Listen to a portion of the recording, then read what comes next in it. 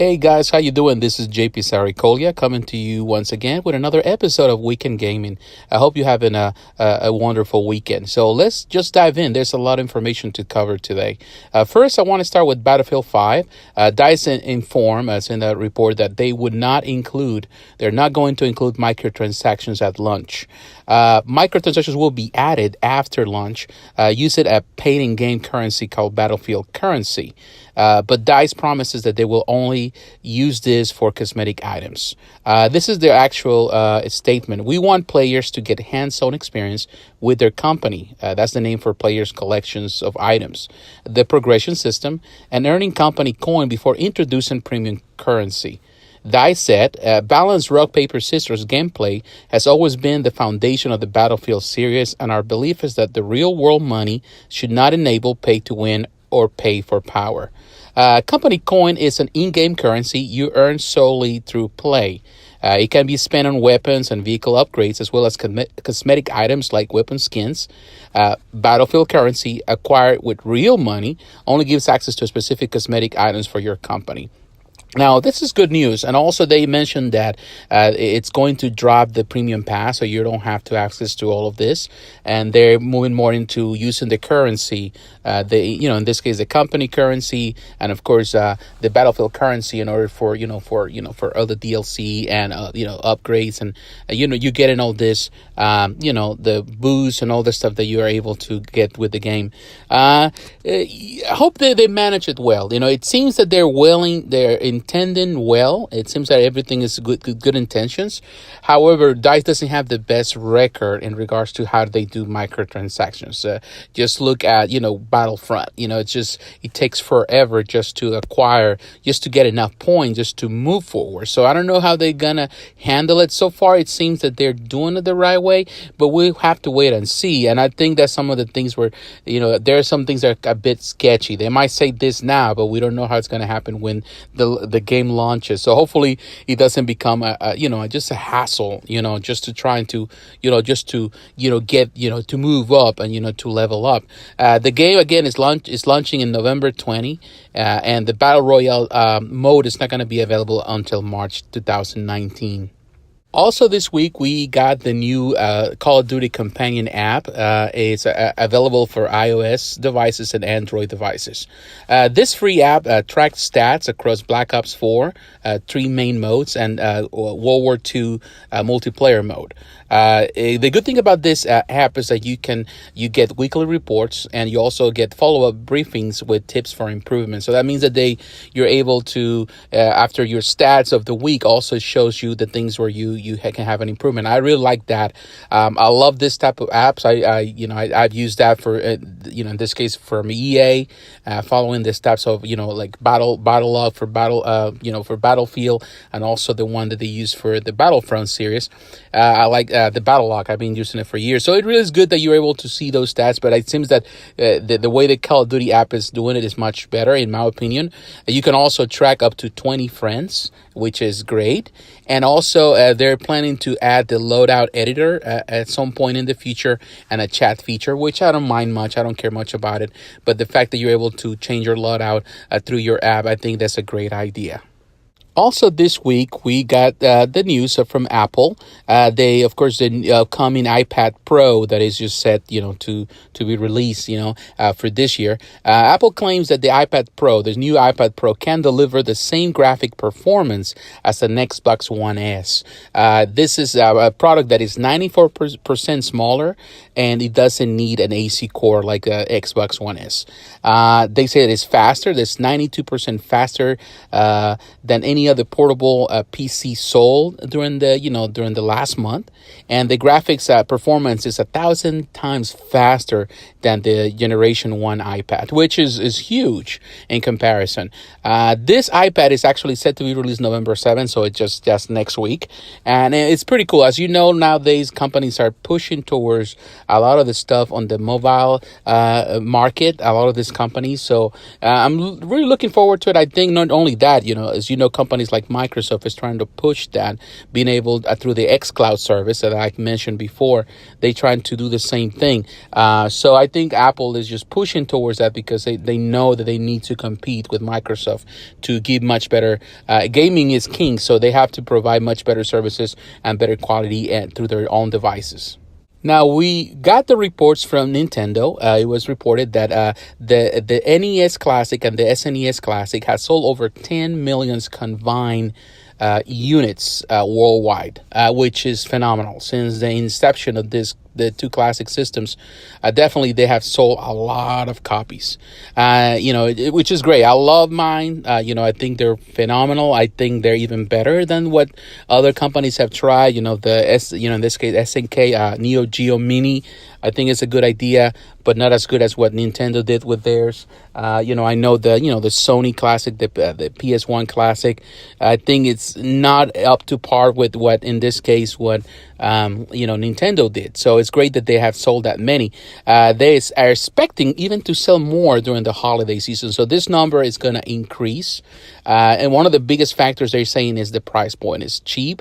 People love the price point. It's a great gift for children. It's a great gift overall. So you're going to see a lot of sales during the holiday season. They also inform us that the Amiibo figures have sold over 15 million units worldwide, which is a staggering number. It's a huge number, on these small figures. So Nintendo is really killing it, with this features and these products that they're selling. Also, Nintendo gave us the news that the Switch has sold almost 23 million units worldwide, which is a huge number. It doubles the sales of the Wii U, which is, it's tremendous. It has, in less amount of time, they have sold more than the Wii U. The Wii U only sold 14 million units worldwide. Of course, now the Switch is 23.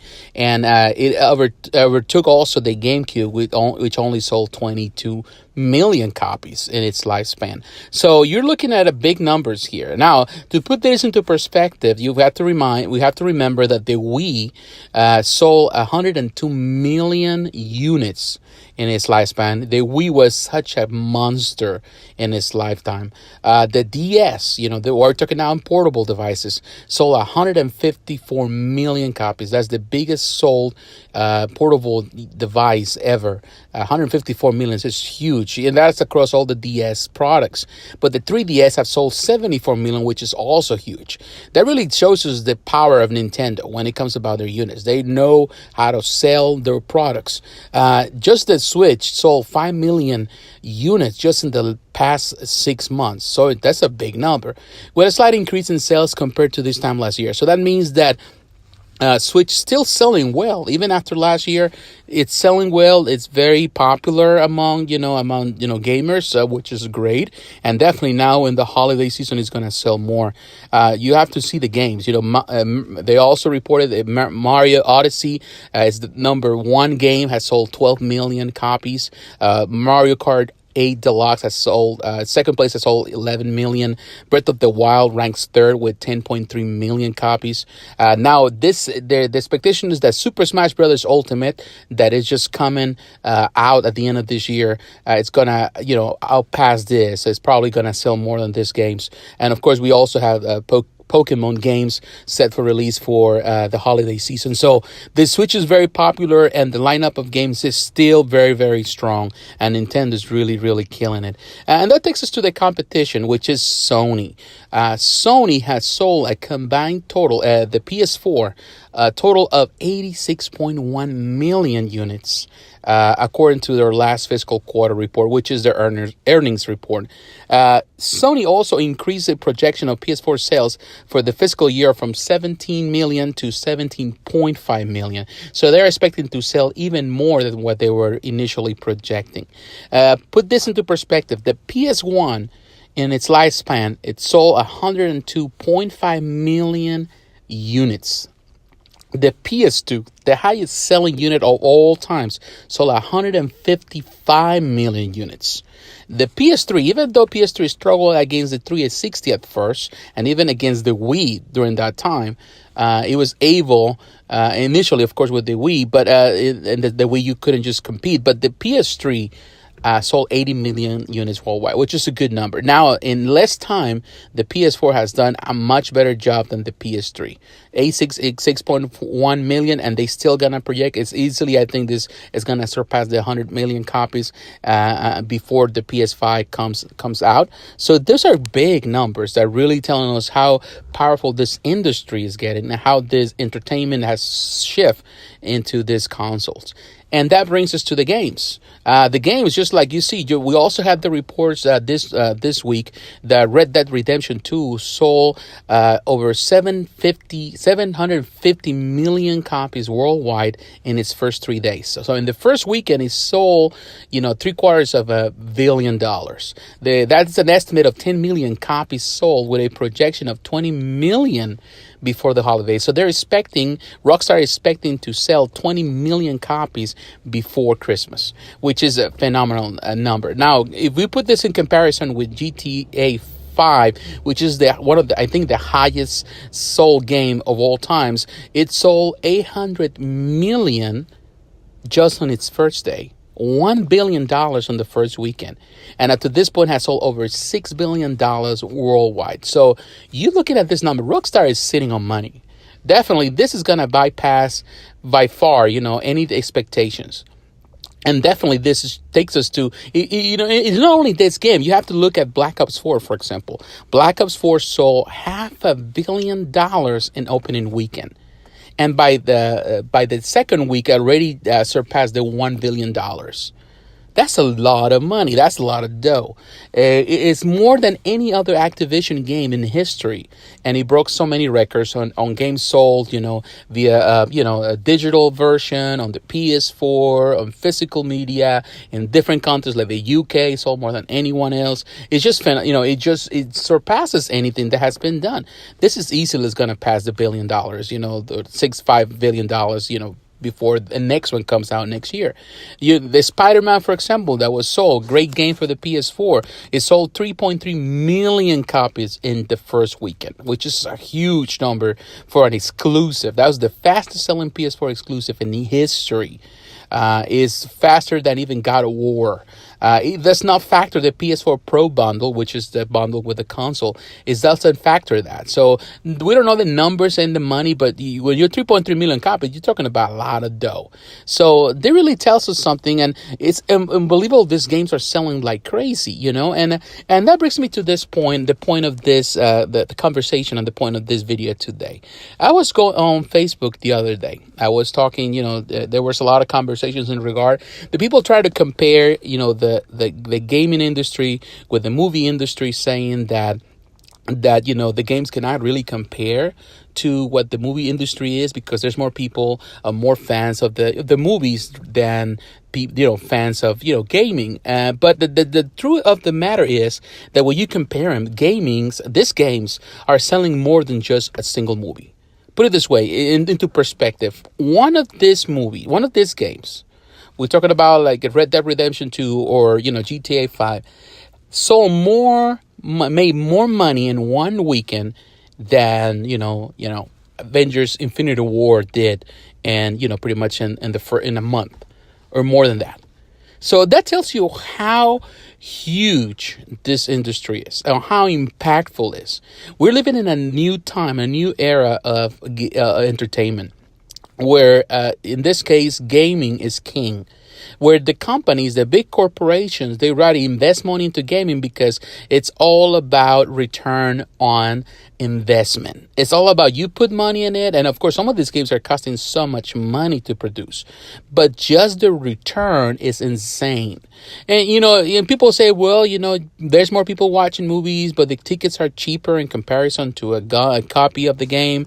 But the truth of the matter is that if you look at numbers, if you look at numbers 20 years ago, the price for games have not changed much. Even with inflation, the price have remained the same. So games cost the same, but what is it that now companies are overpassing in just 3 days? They're making more than $1 billion compared to in the past where companies didn't make that much money. It's because before there were not many people into gaming. There were a lot of games. People were buying games that were productive, they were profitable.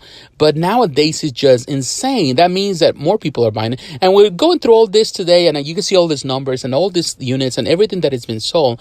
Companies are selling units. They're selling video game systems. They're selling everything. They're pushing everything to mobile. Even in this case, Apple is trying to sell you the idea that you can game through their system. So we see how powerful this industry has become, how much money there is, and how companies are throwing money to the place that now even people that play video games are considered athletes, and they get in these big contracts to play so people can watch them online just playing.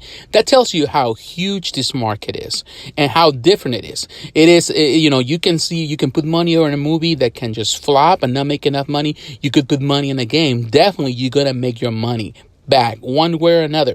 So this is definitely a different world. And it's a different era for entertainment. There's no other way to see it. It's really, as a gamer, I'm glad, but at the same time, to realize that as much money they put into this, where will be the cap of this? The world is growing. There's more access in many different countries to game consoles at a time where it's difficult for a lot of people to own. Now, anywhere in the world, anyone can have a PS4, anyone can have a Nintendo Switch, anyone can have an Xbox One X, anyone have a mobile devices. So the possibilities are huge, and the companies know that. There's money to be made. Yes, there's more people going to the movies and paying tickets for movies, but the companies are not making as much money. People are willing to spend $60 for a copy of a game rather than even for a $10 ticket to go to the movie theater. That tells you how powerful this industry is and how profitable it is. So definitely, we live in a new time. So what do you think? You think that we're living in a bubble in the gaming industry? You think that it's okay? Are you a gamer at heart? You love gaming? What is your opinion about this company selling that? Are you glad that the money? Do you think the money is well deserved? You think this games like Red Dead Redemption or GTA 5 or Black Ops 4 deserve all the money that is being thrown at them? Just share your thoughts below. So once again, thanks for watching.